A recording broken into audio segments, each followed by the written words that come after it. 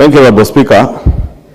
Honorable Speaker, it is indeed true that we had scheduled those cabinet secretaries, and as I communicated in the usual Thursday statement last week, the cabinet secretary for labor is among those cabinet secretaries who are to appear this afternoon. And Honorable Speaker, we also did resolve the same in the House Business Committee yesterday, and we expected her. Honorable Speaker, it's important for the House to note that we have rescheduled the appearance of cabinet secretaries through the House Business Committee twice in the last 2 weeks because of the urgency of the finance-related bills, the Finance Bill, the Appropriations Act, the Supplementary Appropriations Act, and all the other business that we had in the last 2 weeks. And therefore, these cabinet secretaries and the cabinet secretary for lands and housing were scheduled to appear 3 weeks ago. And twice we have had to reschedule them and communicated the same to the ministries and the cabinet secretaries. I have also been copied to the letter, Honorable Speaker, that is in your hands, and I have to agree with you that indeed this letter is not only discourteous, but is full of contempt for the House.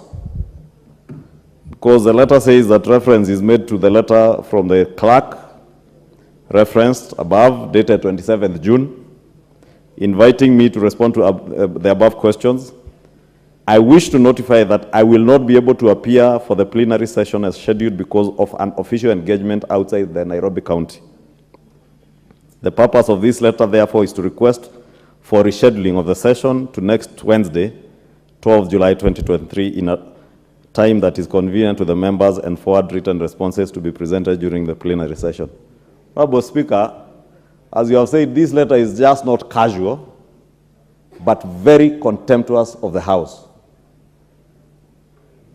And it must be clear to all our cabinet secretaries that they don't appear before the National Assembly or before Parliament as a favor to anybody. They appear before these elected representatives of the people to be accountable to the people of Kenya. And allow me, Honorable Speaker, to begin first by apologizing to the members. The member for Konoin, the Honorable Brighton Yegon, the Honorable member for Yatta, Honorable Basil, and the Honorable member for Kiambu, Mashua Waithaka, the Honorable member for Kirinyaga, who came very early, seated behind me, Honorable Jane Maina, and the Honorable Joyce Kamene, the member for Machakos County, who had questions lined up for this cabinet secretary for labor, the Honorable Florence Bore. Honorable Speaker, I was saying it is not just discourteous of a cabinet secretary to write such a casual letter, and not on Friday, and I'm sure she must be following, being a former member of this House, she must know that on Thursdays there is a statement from the House Business Committee that schedules business for the following week. She didn't write this letter on Friday. She has written this letter today. And that is why I say it's not just discourteous, it is contempt for the House. And we must make it clear as a House that we shall not allow any cabinet secretary, however powerful you think you are, however mighty you may perceive yourself, to hold the people's representatives with contempt and the institution of Parliament.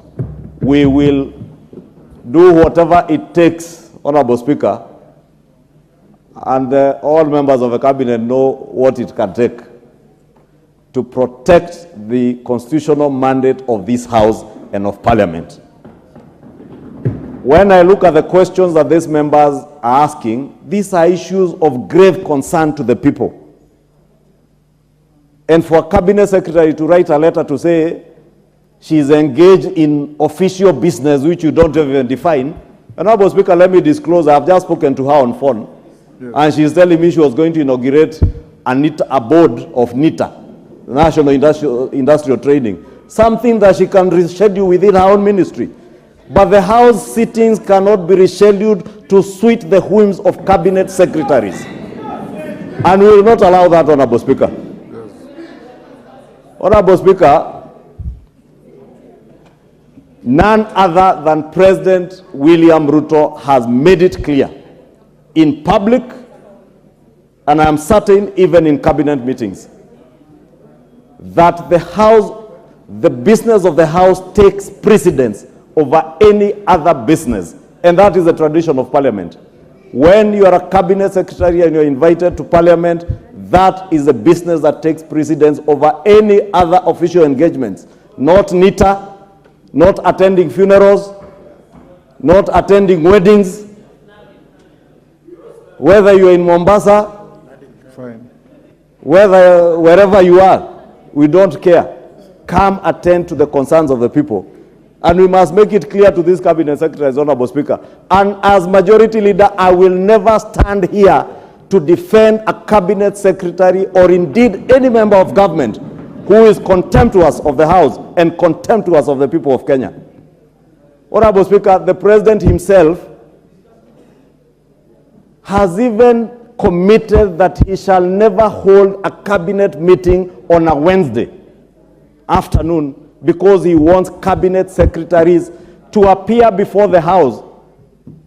Not for us to come and admire them, for them to come and be accountable to the people, because the President has every intent on ensuring that his cabinet and his administration is accountable to the people. Honorable Speaker, the minister tells me when I call her that she can appear here at 7. And I told her it is not your business to schedule when to appear. It is the business of the House to summon you when the people want to summon you. Honorable Speaker, I said I must say this because the Honorable Florence goes to the record of this House as the first cabinet secretary to fail to appear before the House. It is not a good record. But it must go on record, she is the first cabinet secretary in the history of the 13th Parliament to contemptuously fail to appear before the House. And this is behavior that we must not tolerate, so that it serves as a warning shot to others, as they used to say in Vioja mahakamani, kwa wengine walio na nia kama yake. So, for the others who may have such intents, notice is served. And I say notice is served from none other than the majority leader who has that responsibility to ensure that we schedule them and they appear. And they must appear, Honorable Speaker. Therefore, Honorable Speaker, allow me just to note that she had requested that if the House will still be sitting, and I told her that is not for me to decide. It is for the House to decide whether by 7 p.m.